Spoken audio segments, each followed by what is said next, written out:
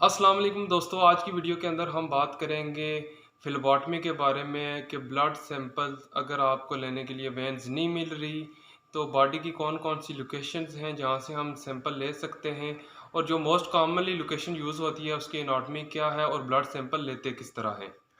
दोस्तों जो blood sampling के लिए लोकेशंस इस्तेमाल होती हैं उनमें नंबर फर्स्ट पे क्यूबिटल फोसा आता है।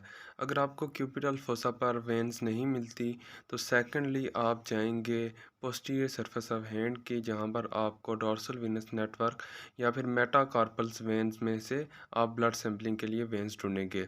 नंबर थर्ड पे दोस्तों इंटीरियर सरफेस ऑफ रिस्ट पे जाएंगे, जहां पर आप रेडियल और अल्नर वेन्स की ब्रांचेस में वेन्स को ढूंढेंगे। अगर आपको फिर भी वेन्स नहीं मिलती तो नंबर फोर्थ पे आप जाएंगे फुट पर, जहां पर आप dorsal Venus arch of foot पर या फिर सेफनस वेन्स की ब्रांचेस में आप वेन्स ढूंढेंगे।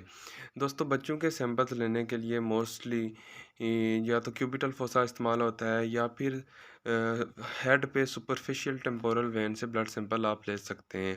उसके अलावा दोस्तों आप यहाँ सुपरफिशियल टेम्पोरल वेन में आईवी लाइन भी पास कर सकते हैं।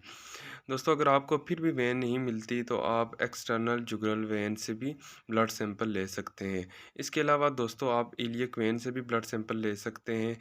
और इसके अलावा अगर आपको फिर भी ब्लड सैंपलिंग के लिए वेन नहीं मिल रही दोस्तों, तो जो लास्ट स्टेप बचता है वो है वेनिसेक्शन।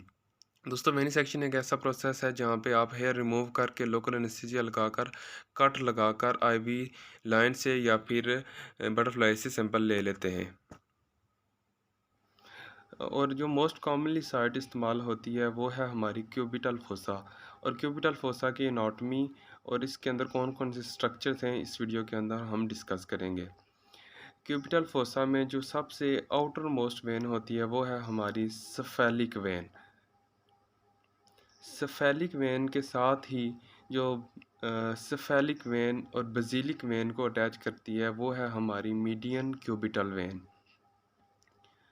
दोस्तों मीडियन क्यूबिटल वेन है के साथ ही हमारी आती है बेसिलिक वेन।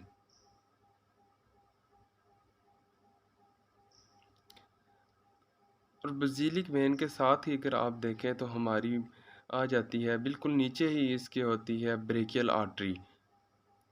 और अगर ब्रेकियल आर्टरी के बिल्कुल नीचे ही हमारी होती है रेडियल नर्व। और रेडियल नर्व के साथ ही हमारी होती है बाइसेप्स टेंडन, उनके पीछे होता है। दोस्तों अगर आप ब्लड सैंपल ले रहे हैं तो इस बात का ध्यान रखें कि सबसे पहले सफेलिक वेन को और सेकंडली मीडियल क्यूबिटल वेन को और थर्ड पे आप बेसिलिक वेन को प्रेफरेंस दें। बेसिलिक वेन इसलिए इम्पॉर्टेंट है क्योंकि इसके नीचे ब्रेकियल आर्टरी भी है और रेडियल नर्व भी पास कर रही है। अगर आपने रेडियल नर्व को डैमेज कर दिया तो आप जो ब्रेन का ब्रेन ब्रेन के साथ जो हैंड की अटैचमेंट है उसे डिसलोकेट कर देंगे। और अगर आपने टेंडन को डैमेज कर दिया तो पेशेंट को लॉन्ग टर्म के लिए पेन रहेगा।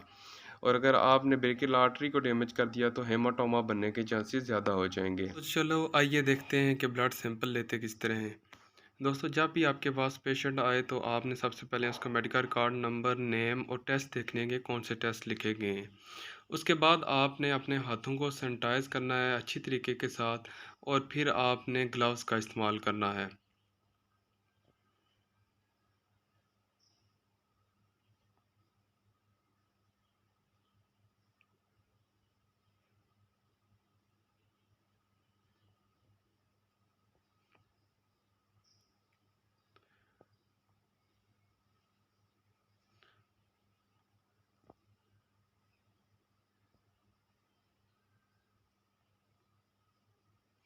दोस्तों ग्लव्स लगाने के बाद आपने टिश्यू पेपर लेना है और इसे पेशेंट के बाजू के साथ रैप करना है।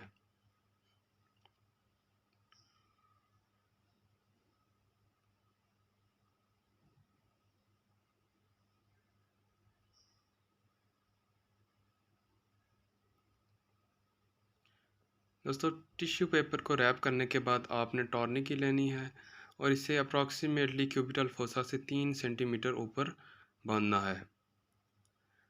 उसके बाद दोस्तों आपने वेन को पलपेट करना है। वेन पलपेट करने के बाद आपने अल्कोहल स्वैब लेना है।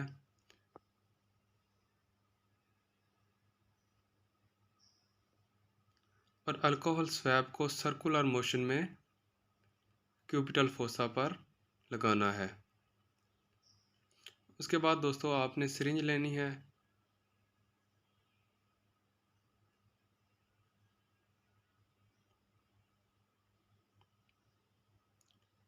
और 45 के एंगल से आपने नीडल इंसर्ट कर देनी है।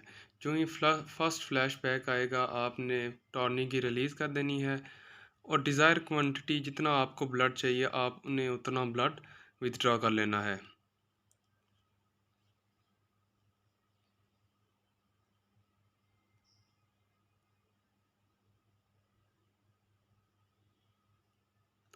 दोस्तों आपने पेशेंट का बाजू फोल्ड नहीं करना, इसे ऊपर से कॉटन के साथ दबा के रखना है ताकि ब्लड फ्लो बंद हो जाए।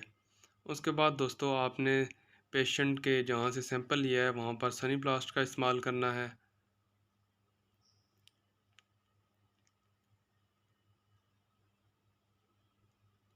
और दोस्तों आपने नीडल को डिस्कार्ड कर देना है।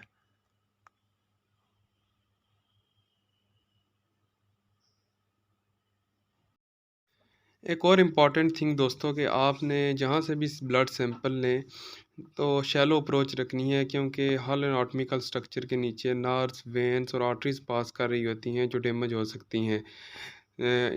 इस वीडियो को लाइक करें और शेयर करें। इंशाल्लाह हाज़िर होते हैं नए वीडियो के साथ बहुत जल्द। शुक्रिया।